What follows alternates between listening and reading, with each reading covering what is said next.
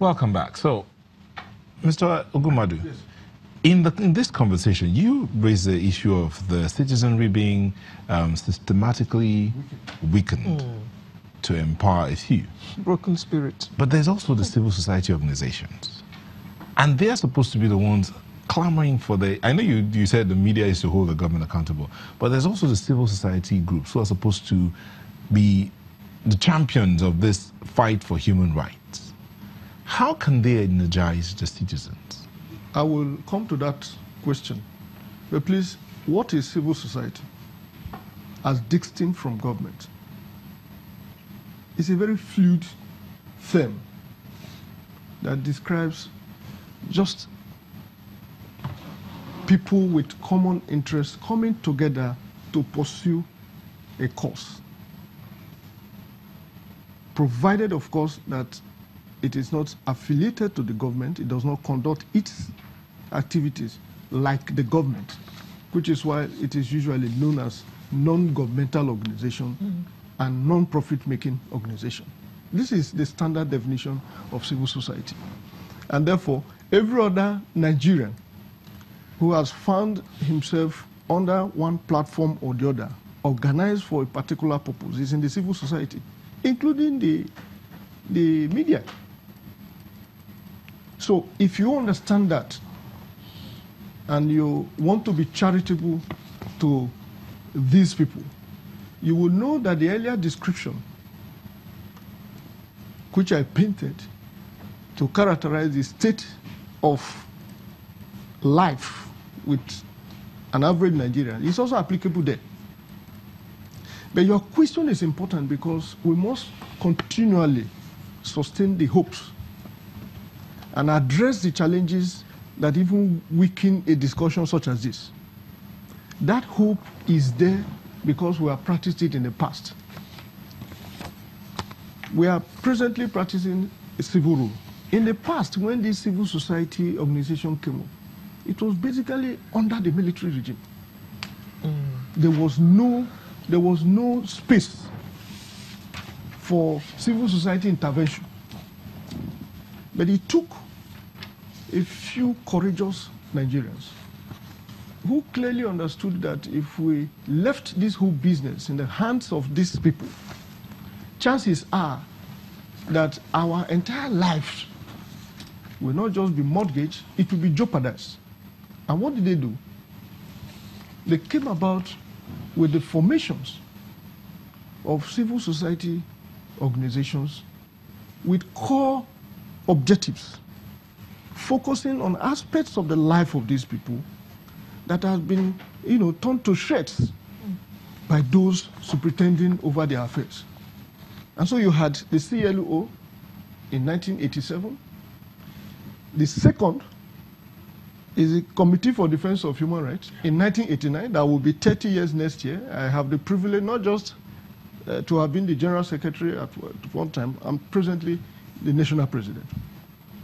Now, the dynamics have also changed. A couple of factors have also conspired to remove their activities and tools of engagement from what it was when they were originally formed. I'll give you an example. When these organizations came on board, the central challenge was the fight against the military. To remove military to be able to take the military back to the barracks and confine them within the brackets of their constitutional responsibilities, which is to protect the territorial integrity of the country. Not what we're having now, where you have them at every checkpoint. Now, at that point, because they were in charge of affairs and bastardizing the lives of Nigerians, they were organizations, partners, who were prepared even to give technical support in terms of training, in terms of assistance, to ensure that the ideal system of government, which is democracy, will have to be restored in such communities and societies. Today, the music has somewhat changed, and the rules of engagement will necessarily also change. In those days, what defined leadership, Leonard Sick, what defined leadership in the civil society was raw courage. Raw courage. Raw courage and determination to persevere. And so I remember one of those occasions when we came to Yaba, yes, the day that Chief Gani Fahmi pulled his agbada and faced the armored tank and dared them to shoot. It wasn't that he was not scared that they could shoot, because then, and God bless those who didn't meet Abacha. Who were there? They could shoot, but it took that kind of defiance and courage to arouse the energy in the minds and bodies of the troops that were behind. And indeed, when they started shooting, I won't forget this experience. And I think on a day like this, I will be at liberty to mention it. I was standing with Nike Ransom Kuti, Nike Nedum now, the daughter of Beko Ransom Kuti, who was, again, the former president of CDHR.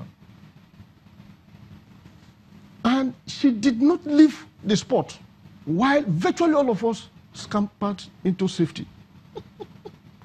When I came back, I asked her, why did you not leave this spot? And you know, typical of them and the father inclusive, she merely smiled. But what that catalyzed then was that people were able to come back to that same port to renew the battle. You asked a question, and that question is, how do we energize? You know, you must understand the dynamics of the game. You must also appreciate the powers that you have and the limitations of those powers. If you do that and properly profile them, you'll be able to apply adequately and appropriately the steps and measures you must take. I have talked about the Freedom of Information Act, for instance. That's a great weapon. In those days, you don't go to court seeking some of the reliefs that you can easily bring pursuant to that act. Are they respecting it? No.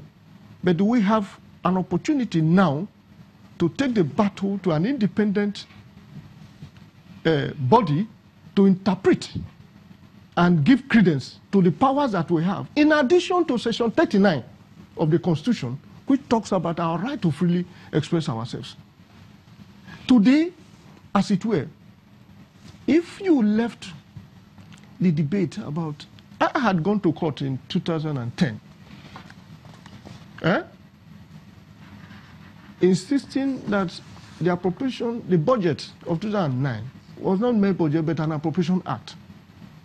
And that being an act, it was not meant, you did not need to choose and pick which aspect of the act to take. All right, Mr. Now, sorry.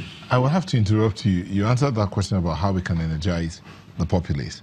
But I want to ask, because you talked about the law, so that we can bring in a rule. Yeah. Mr. Zekome, in energizing the people, the argument from a lot of quarters is that the people are represented in the National Assembly.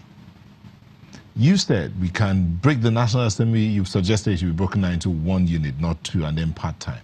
But as it stands right now, is the National Assembly, or can the National Assembly be transparent enough to see that the people are clamoring for a relationship or communication in the way it runs itself, in the way it even carries on its activity? Well, the National Assembly, all the members, they are actually from the grassroots. Most of them go to their constituencies and their senatorial districts on weekends. Supposed to go. They are supposed to go. Many of them do not go. Some of them are absentee senators, absentee House of Rep members, but some do go. Some do go to their constituencies to fill the pulse of the people.